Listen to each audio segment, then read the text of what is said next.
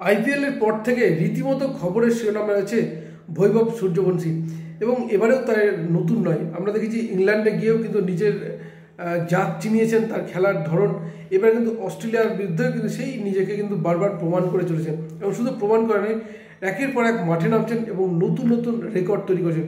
এই বৈভব সূর্যবংশী অস্ট্রেলিয়া অনূর্ধ্ব 19 দলের বিরুদ্ধে মাঠে নেমেছিলেন এবং সেখানে কিন্তু নিজে নতুন একটি রেকর্ড নথিভুক্ত করেছেন এবং বলা যেতে পারে এবারের খেলায় অস্ট্রেলিয়ার বিরুদ্ধে 3 ম্যাচের সিরিজে কিন্তু প্রথম দুটো ম্যাচ জিতেই সিরিজ জিতে নিল ভারত এবং দ্বিতীয় ম্যাচ যে ম্যাচটা জিতলো সেই ম্যাচে ভারত প্রথম ব্যাট করতে নেমে 10 উইকেট হারিয়ে অর্থাৎ সবকটি উইকেট হারিয়ে 300 রান তোলে এবং এই খেলায় বৈভব সূর্যবংশী তিনি করেন কিন্তু 68 বলে 70 রান এবং তার আগে রীতিমতো 5টি ছক্কা মারেন বৈভব সূর্যবংশী এবং এই ছক্কা মারার সুবাদে তিনি কিন্তু উন্মুক্ত চাঁদ, যার রেকর্ড ছিল 21 ম্যাচে 38টি ছক্কার রেকর্ড, সেই রেকর্ড কিন্তু ভেঙে দিলেন বৈভব সূর্যবংশী এবং রীতিমতো 10 ম্যাচে 41টি ছক্কা মেরে আপাতত তিনি কিন্তু শীর্ষে রয়েছেন।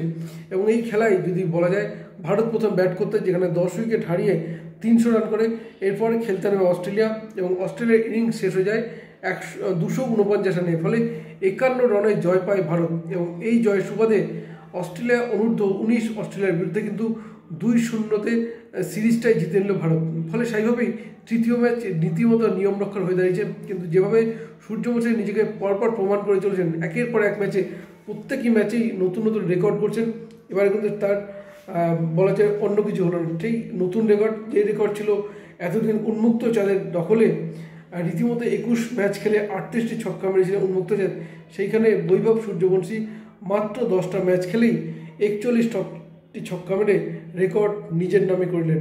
অর্থাৎ তারকে নিয়ে কিন্তু প্রত্যাশা দিন দিন বেড়েই চলেছে।